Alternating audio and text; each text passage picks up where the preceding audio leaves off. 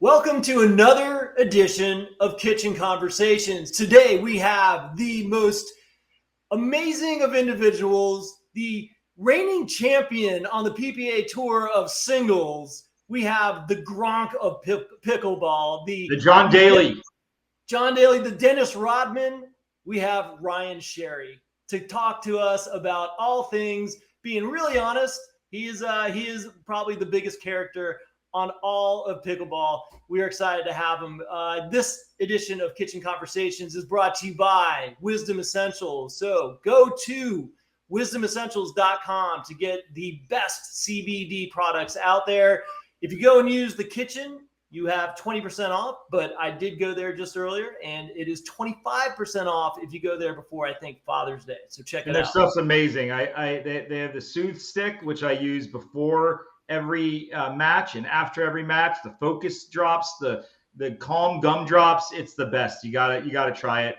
And we have the discount. This is the biggest no-brainer in the history of the world, as they like to say. Yeah, the second biggest no-brainer is that we got Ryan Sherry. He's going to say something crazy on this show. Let's bring him on right now. Ryan, what's going on? Boys, I got a voice finally. Can you come closer? Can you come closer, SherBear? How many times I've been on the show with no voice, you know? What do you have there? Oh, is that a gift for us?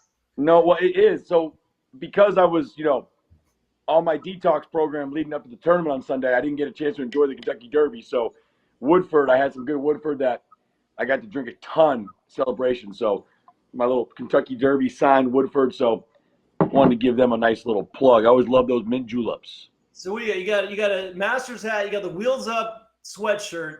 You got the Woodford whiskey. You gave a shout out the other day to Casamigos. What's going on, Ryan? I don't know. Just got to have some fun. I mean, literally, it's a game. It's a hobby. It's a game. Anyone that's taking it too seriously, I think, has some problems. I mean, granted, yeah, there is some business side to it, but it's not there yet. It's a lifestyle. It's like Facebook when, you look at, remember Justin Timberlake, Facebook's cool. It's not a company yet. It's cool. Pickleball's cool. I don't think it's a company yet. When they start getting ice at tournaments, then it'll be a company. But, let's wait for some ice. So once the ice is there, then pickleball is officially a business. I mean, it's a business. I mean, having these matches on your phone, name me a sport where a player is looking at their phone. Legally, you're not even allowed to look at your phone because of the betting rules. So why are you, as a player, looking at your phone, waiting for a match, and then rushing? I can tell you why. They're checking out the kitchen content, obviously. Yeah, that's right.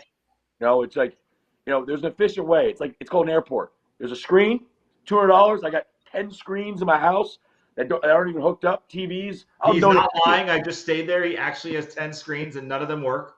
Hey, I'll donate a few screens to the tournament. Just how about a player's lounge with a screen? I'm tired of looking at my phone. I love it. I like it. So SherBear, first off, congratulations, man. You've been since I came into the sport, you're one of the first people I met, and I know how hard you've been grinding. Not even just playing, but like you've been a real factor in the growth of the sport, connecting a lot of brands and players and celebrities. But congrats on the win. It was amazing seeing you break through and get that championship. The match was unbelievable. Kudos to Julian for a great performance. But that, it's well deserved. And so just want to say congrats first and foremost. Thanks, boy. I appreciate it. It's like I say, a great sport. And, breakthrough. I mean, in my mind, I was blessed to just play the game again. I got introduced to the game by your idol, Kyle Yates, who you played the other day. How did that go for you?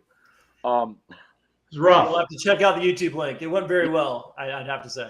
Hey, I still have a freaking splinter. Hey, is this censored or are we allowed to cuss? Is this like Pat Mac? You can curse. All right, well, I got a fucking splinter. I mean, that fucking thing hit my hand bad. And my backhand's pretty goddamn. And I don't know if you want to describe why you have a splinter. Well, I had hopefully my new sponsor, Publix, what is it? Kitchen boards, cutting boards, Publix kitchen cutting boards. And I hit that backhand, and it's almost like Daniel LaRusso and Karate Kid, and Mr. Miyagi, Cobra Kai, and I hit it, and it just, yeah. I don't want to like whine on TV and look like it didn't hurt, but God, it hurt.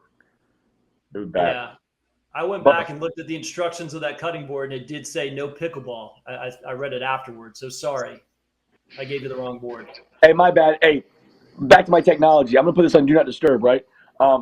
Hey, with that, how long did it take me to log in? Like, as you can It tell. took 2 days, actually, Ryan. We had this set up after you won, and it is now Thursday. And we've done many interviews with senior pros, and they all managed the technology fine, and yet it took you 2 days.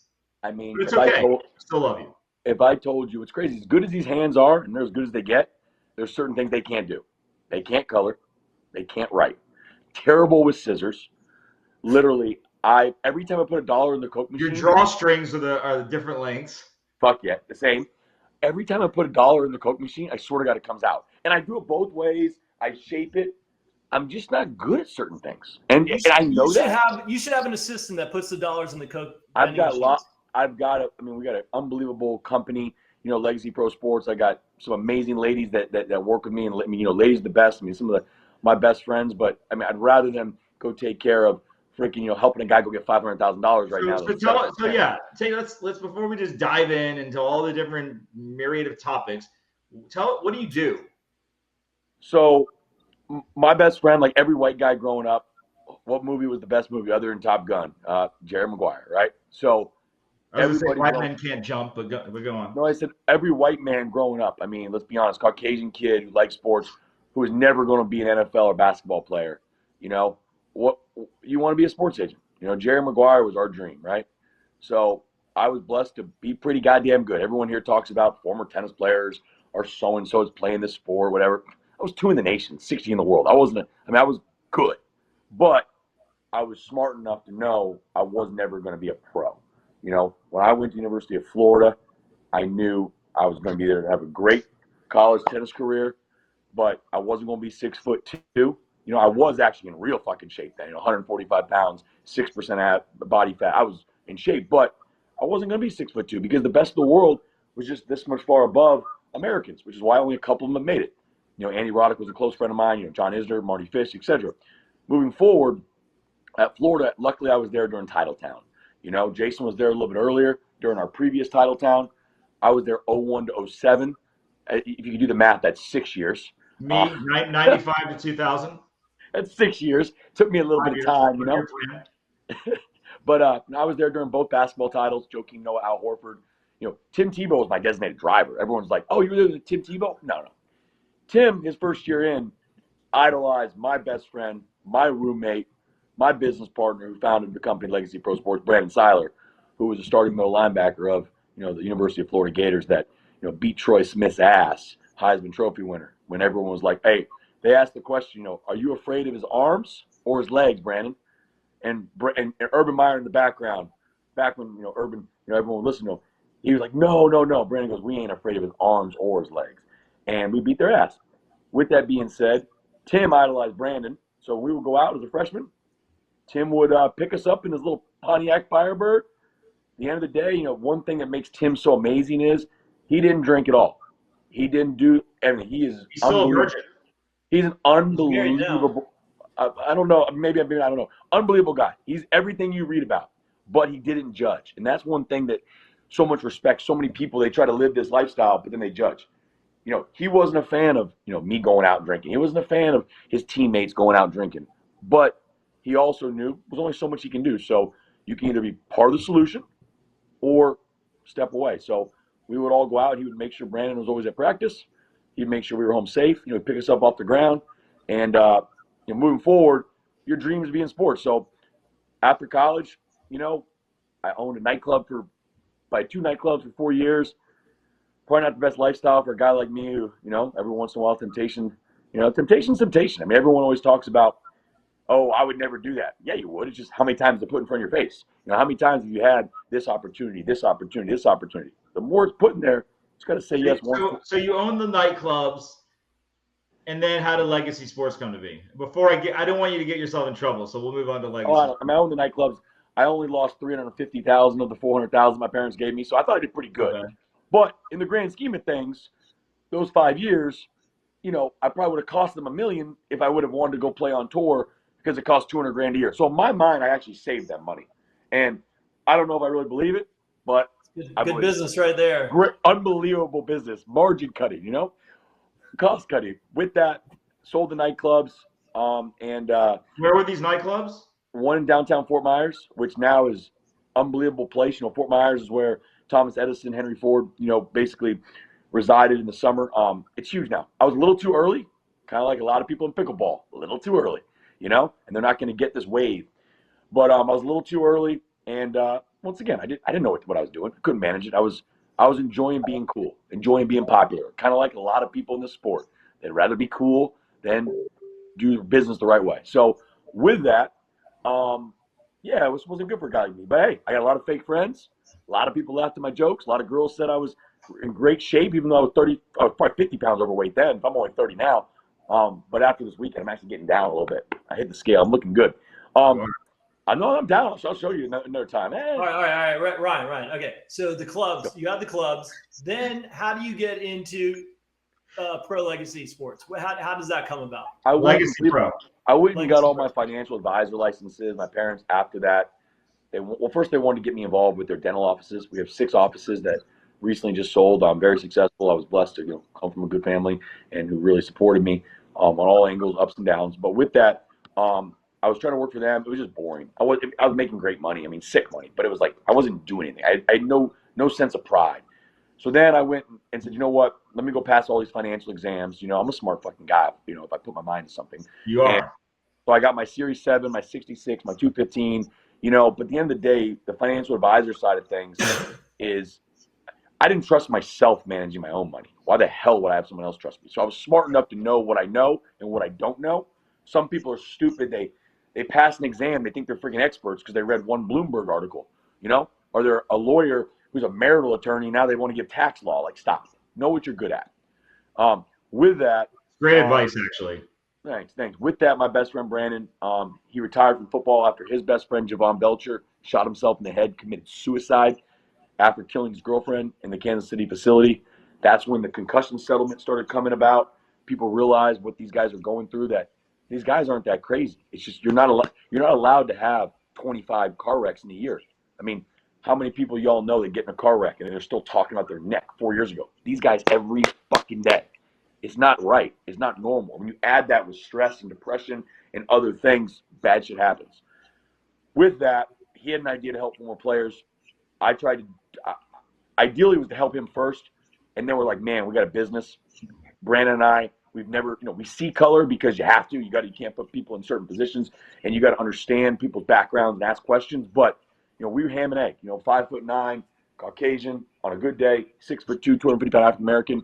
We were best friends at Florida, and fast forward, 4,300 NFL players would put $250 million in guys' pockets last year. So even before I walked out of the match with Julian, like a couple days prior, I won $6 million for guys. So even though I lost, who cares? I just changed some guy's life.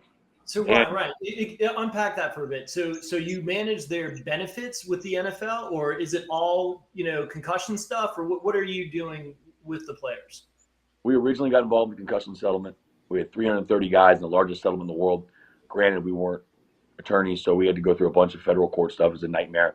We ended up getting out of it, and then it ironically, spearheaded, that business, it spearheaded into this disability that we do now, where when a guy's done playing, he goes in for a full body orthopedic evaluation, head to toe, almost like a Social Security evaluation in a way, but it's with the Players Association. If he gets a certain amount of impairment, then he wins, win or lose. And it pays $4,500 a month for 90 months. And it goes up throughout the course. So that's 7.5 years of payments. So you're talking almost $500,000 the way it goes up. And then there's another disability that pays from $11,000 to $22,000 a month for 20 years. So it's from $2.3 million all the way up into $4 and change.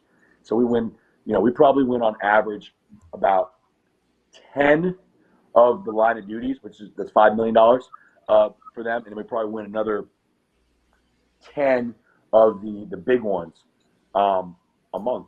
So that's 20, 20-something million there. So we probably win about 25 to 33 million a month for guys. It's such an interesting business, and I think I love the NFL. I'm a big football fan. So I think just getting to interact with these players is really cool. But most importantly, good on you guys for doing this. There's some NFL players who play pickleball, and we've connected with them recently, and they haven't been able to get their benefits. We send them over to you, and I know it's such a big deal to them, and they deserve it. Like they're putting their bodies, their brains, a lot of them, their lives on the line. So I think it's a really noble line of work that you're doing. I think it's great. I mean, real quick, we can talk about all the fun, the wild stuff, and trust me, like I'm a Gemini, but I actually probably have 5 personalities. Like I can be that wild guy. I can fucking put the shirt and tie on and be serious. I can do whatever I got to do. I'd love to see you in a shirt and tie. Fuck, my neck's a little fat, but I'm no tie anymore. But hey, with that, no, I mean, same thing. Like you got to be able to have different personalities and be able to listen. And I might be more talkative here, but I'm a calm guy too. I'm not always wild by no means. I either go to bed at 9 p.m. or I'm out until 9 a.m. I mean, literally, I'm either. I remember all or nothing. I remember our first conversation. I think you were at the airport, right? I was coming back from Utah, right? Yeah, and I was at home, and I had you on speakerphone, and my wife was like walking around the house. We had a little baby, and she was cooking dinner. I don't know what she was doing, but I remember we talked for like a while. We talked for over an hour, right? Yep. Maybe 2 hours. You didn't know shit about me, vice versa, and I knew you were a Gator. I knew you were a Gator, and I knew you played pickleball, and I knew you were good at pickleball. And I'm like, I want to talk to this guy.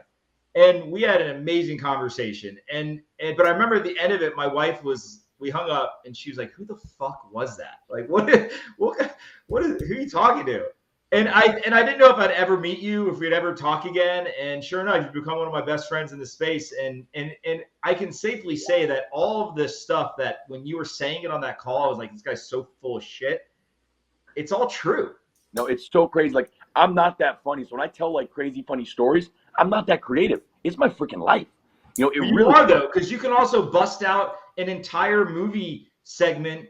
I've seen you do it. In the weirdest times, out of nowhere, and freak everyone out. Like there's some creativity there. I mean, when y'all came and stayed with me, and we'll keep it PG here, but y'all came and stayed with me, and I want to show you all a good time. I mean, to me, it was on a scale of a 1 to 10, big night, it was a 5. But to y'all, it might have been a 10. But with that was like a 3. Okay. I was gonna say 3 also. Okay. Come on. Hey. This guy lived in Asia for 12 years. Little respect, Sherry. You lived in Asia for 12 years, and I'm nuts. Hey. So. I was going to take it either way. So either I was going to win this conversation or I was going to win the conversation. So the way I'm going to win it is, if it was only a 3, then you're way worse at pickleball than I thought. I was giving you a little bit of slack. Maybe you were hungover, but you're just that bad because you were so bad the next day. Like, I was trying to help you there, but we're not that great. Are you talking to me? Which one are you talking to? Jared. Jason, you're awesome. Jared's terrible. I'm probably 85% winning percentage over Jason at skinny singles, and we just got 4th place at the 4-0. Has anyone ever kept track of their skinny singles records? That's like in the movie Tin Cup when freaking Kevin Costner's sitting around and he talks to freaking Don Johnson and he's trying to. I'm pretty good, man. I've got a sick backhand slice dink, and my drops are good. I'm not very quick. I make bad shots, but I'm comfortable with my game. Bro, okay? when Costner asked David Sims, who's Don Johnson, have you ever shot par with your 7-iron? And Sims goes, honestly, it's never occurred to me to try. That's like you. Like, it's never occurred to me even have a skinny singles record. I have an actual notebook where I keep all my. My duper is based on skinny singles. By the way, USA Pickleball has now made it an official sport, right? Like now they're going to have sanctioned events. Hey, nothing against USA Pickleball, nothing against anything. Get some goddamn fucking ice. Ice. There's no ice at tournaments. I feel like it's the movie. What's the movie Old School? There's no ice in my lemonade blue. Drop down and give me 20. That's not a USA Pickleball issue, but that's a tour issue. It's everybody. How can we be talking about paddle testing? There's no ice.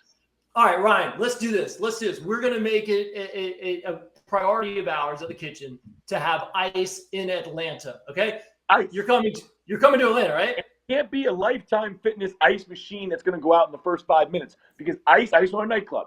You can't come in at the nightclub 2 hours before and stock all the coolers. It doesn't have time to reset. You got to come in at 4 in the morning or still be up the night before at 4 in the morning, cool the place, let it reset, come in again, cool them. It can't make enough we have ice delivery. We need ice delivery. Come on, just get a truck, line them up, and let's bring some ice in for the players. I mean, let's be honest here, guys. All this the is stuff we're such talking a curb about, your enthusiasm episode. It's so good. No, but we're talking about. Oh, we need gambling in the sport. Oh, players want 401ks. Let's have ice. Number one. Then we'll talk. I saw a U.S. Open article about how far it's came in 7 years. It has come amazing. Trust me, I love the sport. It's done this prize money, here to here, here to here. It's still 0 bags of ice for pros, 0 bags of ice for pros.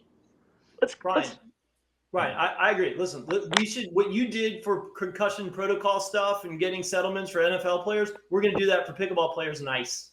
Hence the reason why, we're going to get this great new partnership as a group here with our boys, the Gronkowski brothers, Ice Shaker. I mean, on Shark Tank, I mean, people just think, oh, it's just Rob Gronkowski. There's a lot more in the Gronkowski family and Rob. Rob is freaking amazing, the best. We got Gordy, we got Chris. There's Gordy, there's Chris, there's Glenn, there's Dan, and then there's Papa Gronk, who set the foundation, the father. Listen, I got an idea here. Look, we'll call up the PPA. We'll arrange a deal, marketing promotion, where the Ice Shaker brand is going to bring ice to the event, and they're going to be able to promote accordingly. All the players are going to have Ice Shaker. We're brokering the deal, the three of us. I mean, honestly, I think I can pull it off. And if not, I'm sure I got enough ones left in my sock from the other night to pull it off. Right. So tell us, let's talk about pickleball a little bit, like about your actual playing and your training, and how did you get into the sport? Who have you gotten into the sport? And what does your 2022 look like? How many tournaments are you playing? Are people going to see you winning more tournaments and championships? How'd you get into the sport, first and foremost? I got into pickleball by your hero, Kyle Yates, who's still my hero. Kyle's one of those guys, he gets kind of a bad rap from people because he was so successful at a young age, and he was there at the beginning. And, he's a young kid. And, you're a young kid, and everyone wants to freaking talk to you and do this. And he's so giving. There's only so much you can handle. And, so we kind of got a hothead mentality. But I love the kid. I'll do anything for him anytime. But I called him up out of the blue. I think it was 2016. And they had the U.S. Open was here. It was a big article about this, 19, 20-year-old kid, whatever it was. And I was like everybody else, this guy played number 2 on his high school team. The kid he played number 1, I knew. It's pickleball. And I saw it, so it looked the same as tennis. I wasn't watching the dinks. Because at that point, the game was developed, but it wasn't anywhere developed where it is now because technology wasn't there. So I literally, I just called him and said, hey, can we please, I'd like to go out and play. I'm Ryan Sherry. I left a message. I know Parker. He called me back, Ryan, of course I know who you are. I'm a Gator fan. I wasn't good enough to play at Florida, but I'm a huge fan. I'm like, let's go do it, buddy. So we get out there. We started talking. Showed me the paddle, little paddle tech, Bantam XL. It was pretty cool. And I said, what, hey, before we go play the sport, let me go beat your ass in tennis real quick. That way, if you do somehow beat me in pickleball, which I don't think you are, but like everybody, if you somehow beat me, at least I could say I beat you and we're 1-1 today. So I wouldn't beat him in tennis just bad. He barely got points. He actually was a lot better than I thought he was going to be. I'm not going to lie. But for this story, he got no points. And then we go play pickleball. And I say, look, man, beat my ass. Let's see what you got. Tell me how bad are you going to beat me and what would be a good score based on the scoring. I had no idea. I've been playing for 5 minutes. And he goes, Ryan, if you get more than 3 points, you should be happy. The score was 11-4, 11-6. And he was like, because he had never, and I'm not trying to act like I'm some amazing tennis player either. I mean, there's some amazing guys out there that made it, whatnot. But for college, for junior and college, 2 in the nation, 6 in the world, you're pretty fucking good, okay, compared to anybody else, unless the guys that are the next level. So, and the problem about pickleball is they hear the word 60 in the world, and they think any guy, they think anyone that plays a pro tournament gets 1 point, loses first round, 60 in the world. This is fake. There's 60 in the world pickleball rankings. It sounds cool. It sounds cool to me too. Cool. I'm 6 in the world, 7 in the world. I'm not. Okay. There's 1,000 people out there, if they dedicated time, that could get there potentially. It's going to take time. So I think a lot of these former tennis players aren't getting the respect they deserve, like a Ryler DeHart, 170 in the world. That's fucking unreal. Unreal how good he was. Real quick. We got to take a quick break. We're just going to, this is totally impromptu. Jason nor Ryan even know this is about to happen. Somebody wants to say hello. Real quick, we're going to bring him in. We're going to bring him out. Yo, it's the SherBear. Hey. Wheels up. I'm like you now. Any company I see, I just start fucking trying to plug. Like, just give me a company to plug. I'm gonna start. I got called on the thing real quick. We got Matt Pickleball McNasty Manasse. He's probably on a court somewhere teaching Larry David or Ari Emanuel or his new boy David Dobrik. Who knows where he's at? But I just texted him. I said, "Hop on." I didn't think he would, and here he is. So hi, Matt. I am. I'm running a pickleball birthday party, and I'm trying to be as good as Sherry was in Charlotte, which is I'm sure you talked all about the whole win and everything. Sorry. Do you have any congrats you want to give your good friend?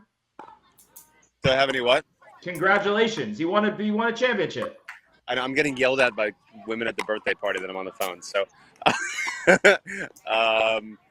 congratulations, Sherry. Very proud of you. Your singles game is insane, and doubles too. But you've been working at it a long time. I'm proud of you. You're my guy, and I can't wait to kill it in New York with you, brother. Right back. No sleep. City that doesn't sleep, baby. Later. All right, later, Manasse. See you, Matt.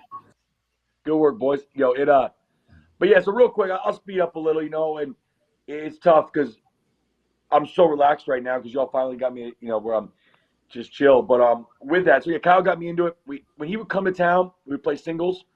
And it was just fun. I was playing a lot of tennis that time. I was not even building my company yet. I was kind of making that transition, what I wanted to really do. We just started building the company. And then he finally said, Ryan, look, man, you ever beat me? I'll get you a paddle sponsor. That was the joke. So after my 7th time, I got a game off him. So in the mail, I get something from Paddle Tech, and it's a big sponsorship. It was and which actually I loved it. 2 paddles and 2 T-shirts. Paddle Tech, got the contract, and so of course I signed it. Got my own name on the paddles. Paddle Tech had the best brand of all time because they used to be able to do that when they were mom and pop. You could buy 1 paddle and get a name. And then it spearheaded into meeting Steve Kuhn because I was in what's it called?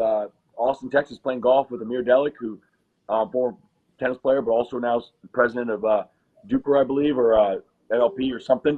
Him and Steve were tight, and we were talking shit and playing golf, and I hit a shot, and he goes, man, nice shot, right? Yeah, there's only 1 professional athlete in this foursome. And he goes, yeah, I know. Like, talking about himself. I go, bro, you're former. I'm pro.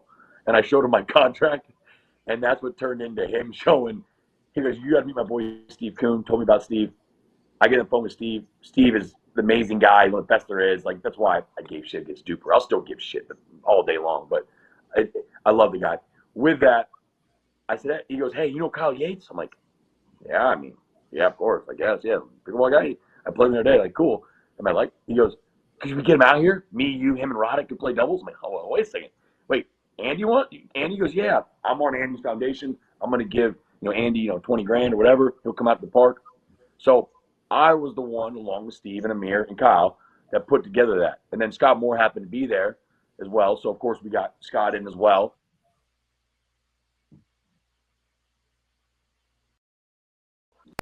Yeah, sorry. No one knew who Ryan Sherry was, so I loved one of the videos. Like, Scott Moore introduced Andy to tennis. Love Scott to death, but safe to say, I did. But fast forward, here's where Gary V and Margaritaville come in with everything. I'm in Texas, and the next year, after beating Kyle a bunch, he's like, Sherry, I'll get you a wild card. So I didn't know Melissa McCurley at the time. The U.S. Open wasn't as democratic as it is now because it's gotten so amazing other than the ice. But with that, I got a wild card in the tournament, and I end up playing Ben Johns. I got a bye first round. Robert Elliott, at the time, he's just building engaged. He couldn't show up for the first match. Well, I didn't know, even though he didn't show up, you still got to go to the court. I almost got defaulted because I didn't show up. But then they got me in. I played Ben, second round. And what year was this? 2018. Go look it up. I beat Ben's ass every day leading up to the tournament. I got texts from him, and he loves it. It's a great story. I lost 11-9, 11-9. I was so embarrassed. I quit. I didn't know it was a backdraw. I never played pickleball since. You didn't play in the backdraw?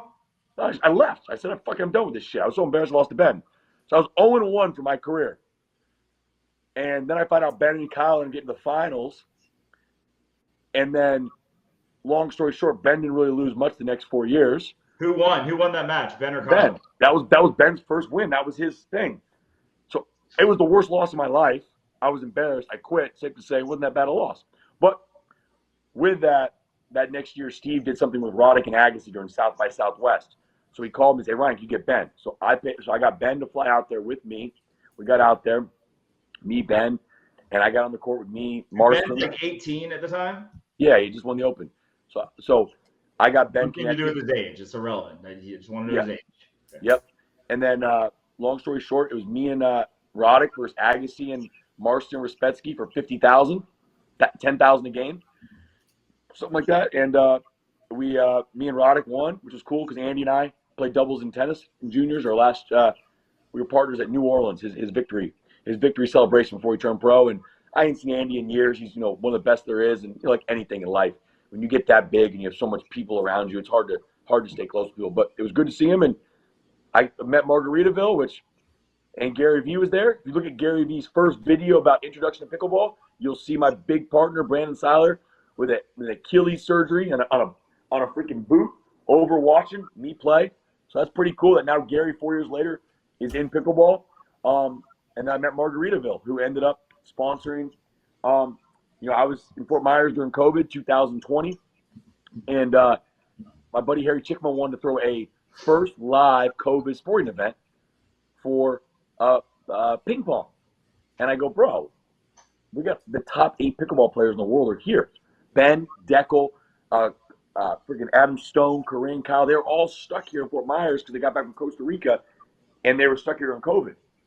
So for me, and had not played in years, to be able to pick the phone up and just say, Ben, you in town? And for him to have enough respect for me, which I still appreciate, and him say, yeah, come on out. And I go out there, my first day meeting Dekel, first day meeting everybody, and I'm trying to play doubles, which according to Duper, I'm still terrible, which honestly, I'm not that good anyway. I know that. But maybe I'd be better skinny singles. But with that, I'm playing doubles with them, and I'm trying to hit them, and Athena's out there. My first time meeting Athena, and they're just abusing me, talking a little bit of shit. And I'm like, Dekel, what do you think you're ranked? And Ben's like, he's going to be top 5. I go, you can't beat me. In front of everybody. He goes, stop. I go, I get 3 timeouts is the rule. I'll play tomorrow $100. Like, I don't know if you had that kind of money yet, which he does now. But at the time, let me just clarify. Was there ice? I brought my own. Okay. We played at Simone Jardines neighborhood community. So I get 3 timeouts, 2 out of 3. We're playing in front of everybody, and we'll play for $100. Because I knew at that time that was tight money on him. He just moved over here. That was a lot of money. Now these guys making too much money. They think they're worth even more. They're like DJs. If you could buy them for what they're worth and sell them for what they think you're worth, you got a business. But at the time, he was tight with that $100. Let alone playing in front of Hannah, Ben, Corinne, Adam, everybody. Beat his ass, and it felt good. And then singles, yeah, of course, not doubles, singles. And skinny singles doesn't exist, Jared, so we don't count those records. Did he have his big serve then? I mean, what do you think? He didn't have a serve? I mean, look at the guy. Safe to say he had everything. He didn't know who I was. He didn't realize what he was getting his ass into. Okay. Same thing happened when we played him. Yeah. So when we played you. Yeah. So with that, I threw that event. We did a pickleball event. Me and my buddy PJ. 1044 Pro. People act like, oh, 1044 Pro got our pickleball. Well, at the time, these guys weren't professionals yet. Now everyone's understanding what brands are. He was too soon, huh? He was just too like early. You guys weren't around. These players, I love them to death for my friends, but they don't understand. Like, there's liability, there's risk, and now people are starting to understand it. But he was just blowing money. There's no reason to blow money. So he was smart to get out. PJ's my man. I love him to death. I'll do anything for him, his company. Their company is doing amazing. Just pickleball is not the right platform.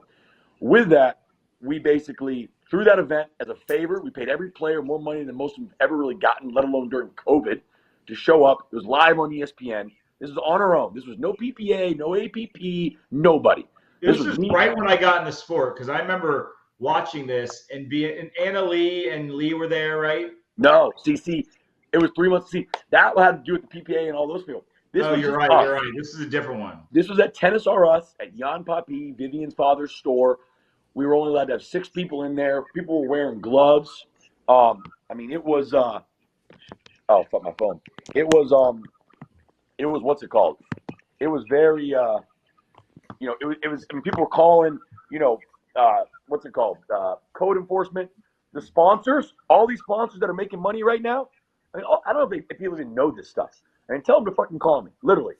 They were writing emails like, holy cow, you guys can't play the next day. It looks so bad for the sport. Safe to say, what we did as a team collectively, the players, myself, everybody involved in that production crew, and I didn't do it as an investment. I literally didn't go to the clubs for a couple of weeks, so I had cash just sitting there. I literally I just gave $10,000 for the TV, plus the players we each gave $1,000. So I think me and PJ each gave $8,000. But whatever, I would have gone out to nightclub and spent it. This was the coolest day and a half to have fun and watch these kids play and show off the sport. You know, they're wearing gloves and whatever. With that, that's what spearheaded everything. So then when the PPA got connected to me, and I love Connor and them to death, but they called me, I let them ride our coattails with the underground along with everybody else because I'm a giving guy. I don't care. I was never in for the money. I never asked for anything. But that's when, though, some things have upset me that I just haven't got the fucking proper thank you. Because I'm the one that connected, Margaritaville with like these people, the Foot Solutions, the so-and-so. All these different people have been connecting. I've always done it my whole life, which is why things have been good for me. And I'm very happy, very blessed. But in the pickleball world, people have no fucking idea. Well, Sherry, I'm on record right now. When we came down to Florida, you took care of us. You've made some great intros for the kitchen and for myself and Jason and Dane. You've always taken care of us. So thank you. And I mean that, man. You're like this madman with the heart of gold. And so I just, I'm not, no rush here. I'm just saying thank you. Yeah. No, man. And that's all I care about, man. I don't want shit. I just want the proper, credit people to understand where it all came from. The underground, came from my buddy Mike that had this building. I got him a new court bill. We did all this stuff, and it's been awesome. It's been awesome for everybody. And I'm so excited. I just, when my buddy Harry Chickma, he's the one that had the gambling, all these things. They all spearheaded from pickleball's done amazing. But from 2020, when I got involved, indirectly, just because I wanted to help my friends, it's 500% grown quicker. And now you got freaking billionaires who want to buy it because there's TV rights and shit. Well, I just want people to know where it started. So, all right, any questions you want, I'm all here. I love what you've given me. So, Ryan, so obviously you are really influential in the sport. You've done a hell of a lot to bring it to where it is. People, if you're the casual fan, you might not even know who you are because you're a singles specialist, right? You haven't won gold until this weekend. Let's not act like winning gold, though. Hey, real quick. Everyone's like, oh, the guy hasn't won gold or medal. That's top 3. Like, that's fucking hard. Like, of course. It's not easy. Like, of course. But that's what I'm saying is that to the casual fan, they know the people who win the gold, right? They know Tyson. They know Ben. They might not know anybody else beyond that plays singles, quite honestly, right? And that's kind of embarrassing, but yeah, it's true. But yeah. It maybe JW. I mean, so like there's only a few people that people play. But anyway, the point is that this was a weekend where the stars aligned. You had a magical run. You played your mind out. It was awesome to watch. And that whole ride up, I want to talk about it. Like, what was that like for you? Did you know you were the number 2 seed going in? So did you have a feeling like, especially with Ben not being there, this is my chance, I have a real shot here? Or did you approach it any differently than any other week? No, I mean, honestly, okay. I've always been honest. And in full transparency, I mean, bro, like, I've been fighting these injuries. I mean, bad. I mean, like, a year and a half ago, when I lost to Ben a couple times in 3 sets, just until Arizona, I had a winning record against JW. I think we're even now. But, I got winning records over almost all these guys, except, I haven't beaten Zane, losing record against Tyson. I finally did beat Jay. But, there's about 4 guys I haven't been able to beat, 4 or 5 guys. But with that, I made a big run this time last year. I was beating Zane's ass for 4th and 5th. The winner would have played Gabe in Tampa, and then got a chance to maybe get back in the gold medal match against Ben, who I lost to in 3 sets in Tampa. Beat JW, beat Jack Foster, beat Eden Lika, beat some quality fucking players. And just the fact that you've taken a game off of Ben Johns is multiple times. This version of Ben Johns is multiple times. But with that being said, at the end of the day, we know the obvious. I mean, fuck, I'm carrying too much pounds, and it's fine. But with that, I'm playing Zane. I'm up 11-2 on Zane, and this is when Zane, the serve was going, everything. I mean, everything was legal, and I tore my adductor. It was just a shitty injury, and I ended up, I played out to lose once again. If I would have had some ice, maybe I could have taken an injury timeout. There was no ice. I had the referee being the trainer. Another story. So with that, now where I'm at now, I've had some opportunities. Problem is the tournaments I might have opportunities like Minnesota, things like that. Like I was hurt. I was carrying weight. My business is killing it right now, which is amazing. But it takes a toll on me. It's hard to live and do the things I do. But because of my lifestyle, at certain times, I've got the ability to go play pickleball, which is I think awesome. the other interesting thing about this tournament is that, well, Championship Sunday is newish, right? That helped. I mean, that helped. Yeah, I remember talking to you. So I think we had a conversation the day you either made it to the finals or the morning of the finals, and I said, you said, none of these players have ever seen me on 3 days rest, and you kind of hit the nail on the head. You came out, you got time to rest up, and played a hell of a finals. Well, it's like the U.S. Open, right? I went 14 days prior to the U.S. Open. I didn't have a sip of alcohol. I was clean. I was training my ass off. See, that's the thing is, these players, and this includes Ben, and I want Ben to hear this shit. Because I saw you have a sip of alcohol. No, that was after the tournament. Nope. That was after the singles day, after you played. Oh, yeah, you're right. Sorry. Yeah, I didn't sleep for 3 days after that, but after singles, but up until singles. But with that being said, I didn't tell Ben this shit. Ben and I went out to Ruth Chris after he won. I was so proud of him. It was instrumental to me to be 4 years from when I started playing him. Had the worst loss of my life. Now he's the greatest guy in the world, quote unquote. But he better keep working. If not, he's going to get passed. And it ain't going to be one of us. It's going to be someone who's better. And he knows it. And it was good to have a conversation with him because he's hungry. And I love that kid. But to see that I'm back now in the sport, we got to play on center court and, quarterfinals. And we had a good first game. But, I just finished playing a match of all matches with AJ. And, 14 days was not enough for me to get to where I was at to there. But I got a great base. So my body still wasn't ready. Still probably carrying too much weight from, just Super Bowls and fucking St. Patrick's Days and all the other Mondays and Tuesdays and Thursdays of the world that kind of caught up with me. But with that, after that U.S. Open, I got to have 3 days of fun. Showed you guys a couple of them. Went to my Vegas, had my 90 hours of no sleep, living the freaking life of all lives, celebrating the deal of all deals that my partner and I closed. And then the good thing was literally getting out of Vegas. I was sitting there at like 5 a.m. I got up because I couldn't go out the night before. Heartburns, bad. And I saw Parris and this girl were going to play at Newport. I just texted Parris or messaged her, myself, and Cameron Irwin were working on something. And I was like, yo, I got to get out of here. You guys playing today. So I got on a flight, got there. It was just good to see those ladies. I was so tired of ladies from Vegas. It was nice to see some quality women, just nice people, and just talk. So we literally I watched a little pickleball, went to a couple lunches, some dinners, and then Sunday and Monday I got myself feeling pretty good again. And then I flew to where was I at? Charlotte. I stayed there until Tuesday. I flew to Charlotte, got my mind right. Thursday I wasn't ready to play. I was 3 days getting ready. I wasn't ready to play. Anton played, should have beat me in the second round. He's a good player, great player. But I just, had some heart. It was indoors. I play indoors in Fort Myers all the time. There's no humidity. I knew I only had to win 3 matches. So it's not like I knew I was going to have 6 days. So I can mentally, I'm pretty goddamn mentally tough. I've won some huge matches at the University of Florida, MVP for a reason. Nobody that plays 6 is MVP, of a tournament. You were MVP of the SEC Championship, right? SEC Championship. I went 23-2. I won every clinch match. John Isner, you can ask him, trust me, he would have loved me on his team. But see, every point was the same, 6 or 1.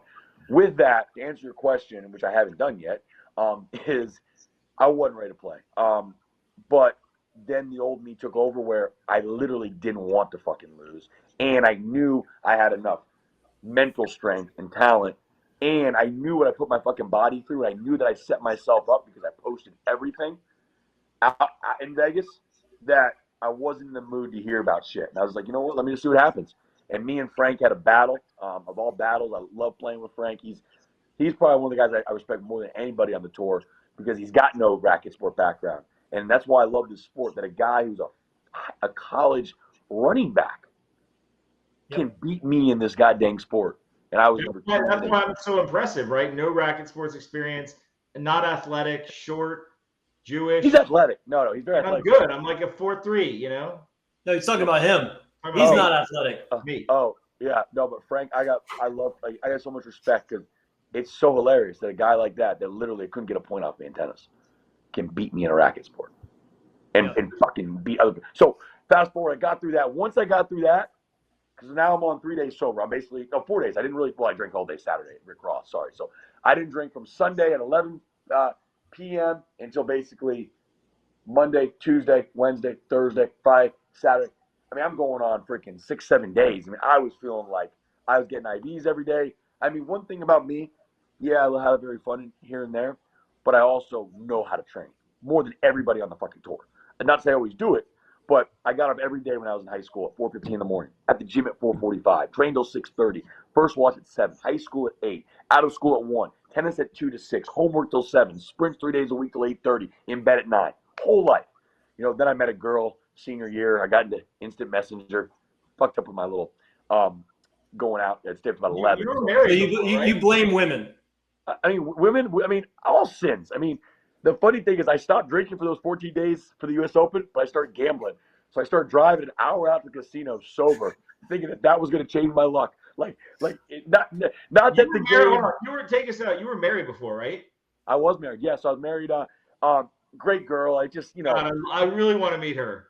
No, great. No, fuck that. We don't talk. But great girl. She, her dad and my dad have been friends for 30 years. Her dad was my dad's attorney.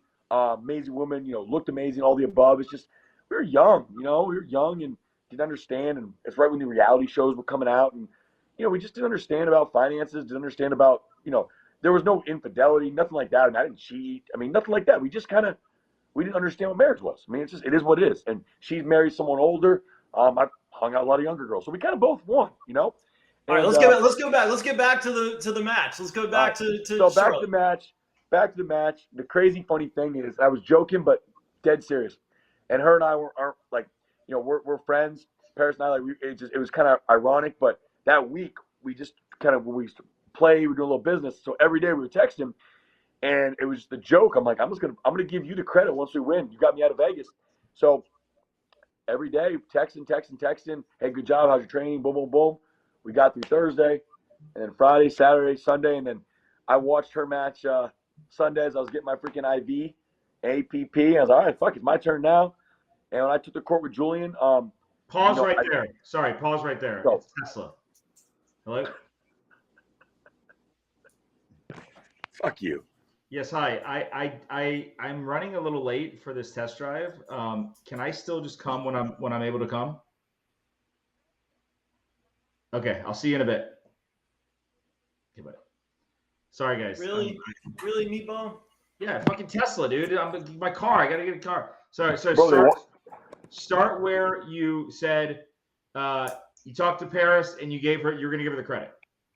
No, I mean, honestly, we joked around because her and I, we didn't know each other. We met in Arizona, and she's a guarded girl like she should be. Anyone that's good looking, young, should be guarded and whatnot. But we kind of just hit it off, just talking, like just friends. It was nice to have someone that understood tennis background, could relate with my lifestyle, whether she doesn't maybe approve or disapprove, but it was just weird. So we got to do some business in California, and I said, look, if things go well, you know what, I'm gonna give you some credit, joking around. And so yeah, every day we was in the tournaments, we were texting, and it just kind of gave me a great way to kind of keep my mind off all the shit I always deal with. Of course I got all my players, but I'm always, in Vegas. I was coming off meeting so many goddamn girls. I didn't want to be texting them and Tindering and bumbling. I had enough. So it actually kept me focused, and she's focused. And so yeah, I watched her play the finals that first day and Thursday, and we were kind of going back and forth, and it was just kind of like fire each other up. And ironically, Kyle's doing well, who I love to death too. So me, Kyle, Parris, we were all just kind of talking. Like, this is our fucking time. I don't understand how Parris won, because Jason and I played you and Kyle leading up to both of y'all winning championships. Yeah, but Ryan hung out with Parris. It all makes sense. It's the kitchen effect. Yeah. Good luck. One three-way. It was a three-way. I mean, it was a indirect, but yeah, it's but with that being said, I was perfect. I mean, I was perfect since Sunday. I did everything right. And off the court, like I said, I trained my ass off. I was perfect. I mean, everything's perfect. I did go to some janky casino, pop-up casino. They heard I was in town. And some trailer park opened a casino Saturday night. I never lost $1,500 so quick. There wasn't even a dealer. You literally get you get the thing, and it was like the Griswolds when Clark's trying to get his money back. Like, hey, there's a number 1 to 5, 2, not 5. All right, fuck. I mean, I just took my money, but it was fun. It is what it is. And then Sunday, yeah, I got my IVs, watched her win. And I said, it's my fucking turn now. And me and Julian had a battle. I mean, Julian's, everybody gives Julian is giving him a bad rap. Like, oh, is he an asshole? Is he this? I'm like, no, he's a great guy. Like, I love the guy. Like, he cares. Like, how can you get mad at somebody that actually cares and trains and whatnot? Somebody that's fake cares, who claims they train, like even me. Like the real me, which I'm telling now, yeah, it's cool, talk about party and whatnot, but I fucking train, okay? Like, everyone knows that. I mean, first person would tell you be someone like a Simone, who I got, of course, the utmost respect for. She got me, I went to her and she thought I was a joke, but she knew I had potential, and she helped me 2 years ago before Vegas, before I got hurt, and she got hurt. I mean, we trained 6 days a week. So, I mean, shitload of credit to her. I mean, she fucking, she was awesome. Like, she taught me the game, So, Ryan, are you ready to step it up and really commit to pickleball? Because you're not getting younger, right? You're a Gemini. That means you're about to be 39, right? You're knocking on the door of 40. Are we ready to take it seriously or not? I mean, I am taking it seriously. I mean, but like real seriously. I mean, real seriously, like dedicated, like you were when you were a kid, waking up 4:15. When I was a kid, I wasn't running a $200 million fucking business. I wasn't owning a mental health facility. I wasn't doing these things that matter to me and matter to my people. Because of all that, I can go out and lose $200,000 a year playing pickleball because, I enjoy it. It's a hobby. I enjoy it. But I'm not going to not go to Super Bowl or draft or this game or go to this to go play a pickleball tournament in Cincinnati or, Atlanta or Ohio. I don't care. I don't blame. I'm going to do my best. I'm going to do my best. But because of that, I had this opportunity. Yep. So, I got you. But at the end of the day, like after this tournament, I hit it hard Sunday night. God, I felt bad. Flew back first class. I was loaded. Hour and 30-minute flight, like eight drinks. Had a limo pick me up at the airport. Called my boys. I said, "Hey, I got the limo picking y'all up first. I need y'all to go by the cash register. Go get me 2001s. I need a bottle of Class Azul. I need 7 5-hour energies. Let's go fucking big. Let's go." So literally, they picked me up limo 11:35ish. We hit the club. At the club, walked in about 12:10. Who are you with? A couple of my group, of course. I went to this one strip club. Walk in. I have my 2001s, got my big table, got my bottle of Cristal, and everything closes at 1:40 here. So there's only so much damage you can do at 1:30. Granted, I had a nice little after party, but at 1:30, the club closes, after party. So good, this isn't live. That's what I was just thinking. This is why we didn't go live. Why? Right. I want this in there. We'll put it in there. I didn't say you just don't know where it's going. I didn't say this club went. You guys went with me. I made sure I didn't do that. So I had an after party. It was awesome. Pool party. I got this great duck in my pool that girls love to take pictures on. And with that, that party went to about 8 a.m. That party went to 8 a.m.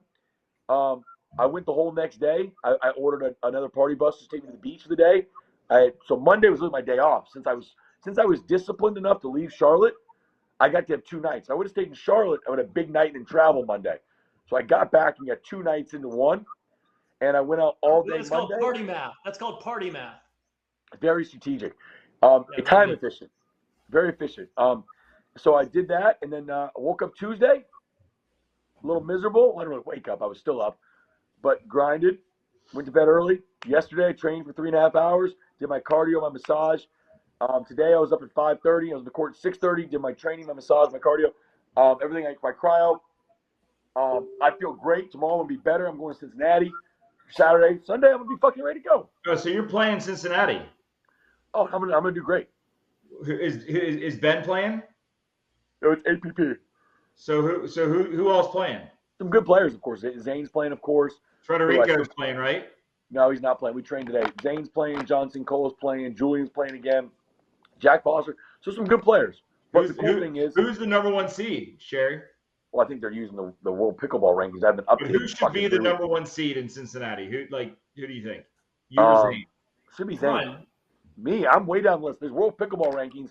I mean, it's a great concept. Yeah, no. Don't even bother with the World Pickleball rankings. We're saying who should be number one? Who should? Based on statistics, Zane should be number 1 seed in my mind.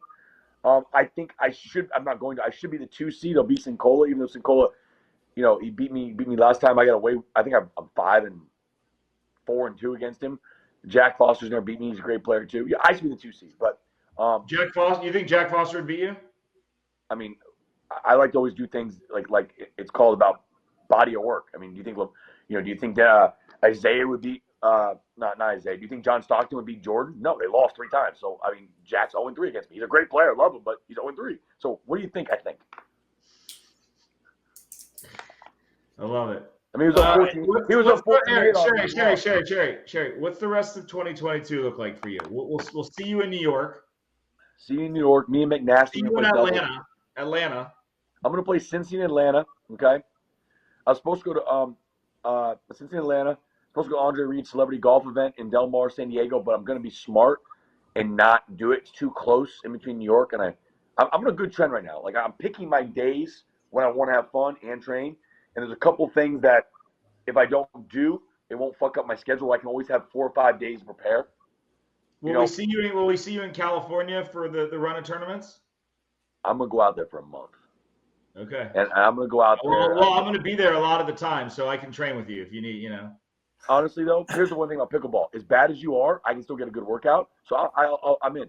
You mean like like hypothetically, as bad as someone is, or do you mean me? No, I mean literally like you. But like, here's the thing: this is why I like the sport. So like, we actually did play. We had fun that day. Remember in Austin, we played. Bro, I'm telling you, it has nothing to do with you. I mean, you're terrible, but the sport is so cool. It's like bowling. You and I can bowl in the same. Me, you, and the number 1 bowler in the world can all bowl in the same lanes. I'll kill you in bowling. I kill you in bowling.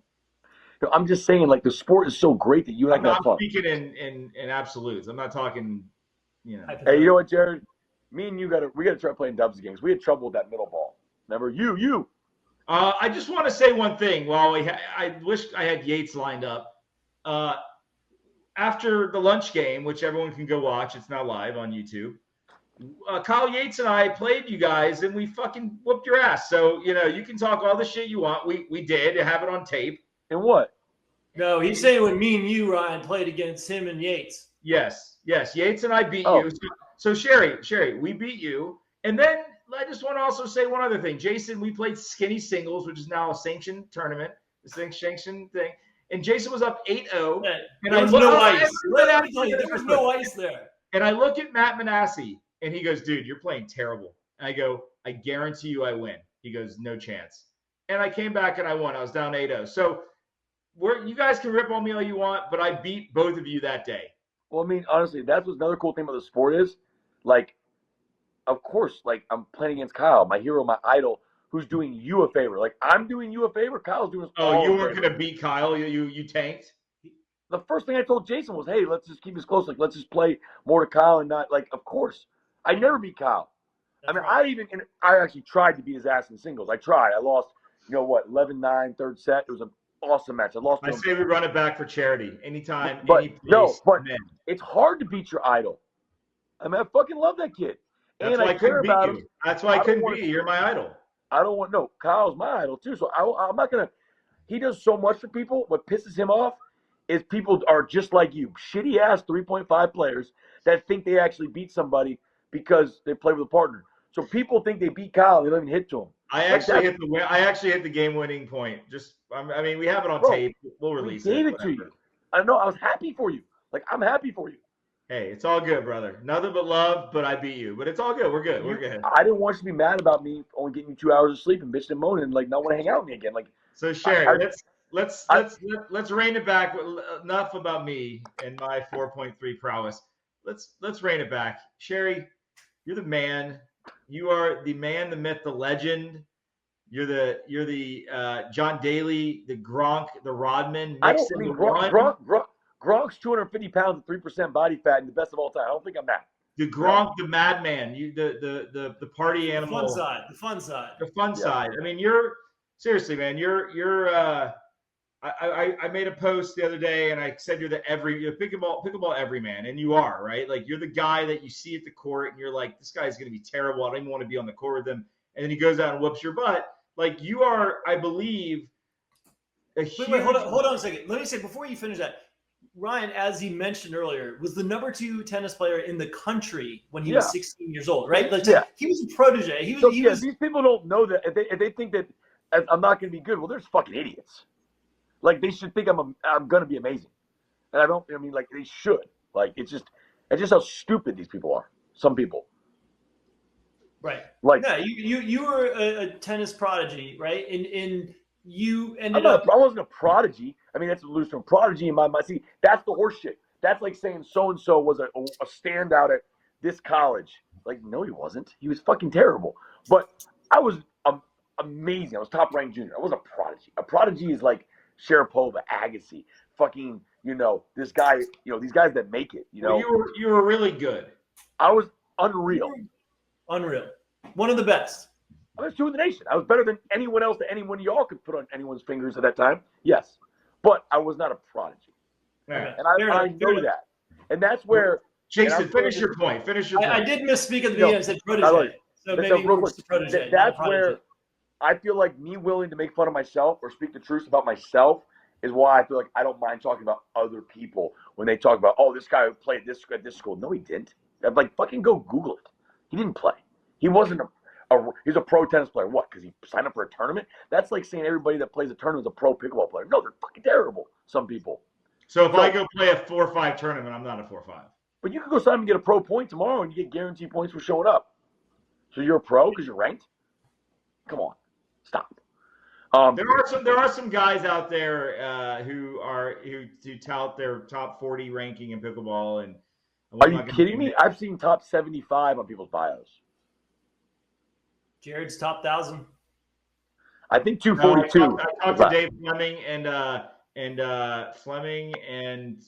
who else was it? It was someone else, and they said that I was top 50,000 pickleball players in the world. You got that going for you.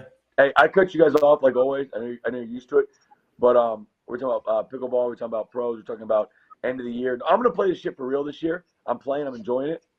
I'm having some fun, but I'll probably if I get hurt, I get hurt. That's the problem is my body style and whatnot. I mean, I've already. So I lost a lot from New York. I had a couple days partying, but my base. So if I was here, I might have got to here and dropped a little, but now I've gotten back here. So like, I'm climbing now. So I got a good thing.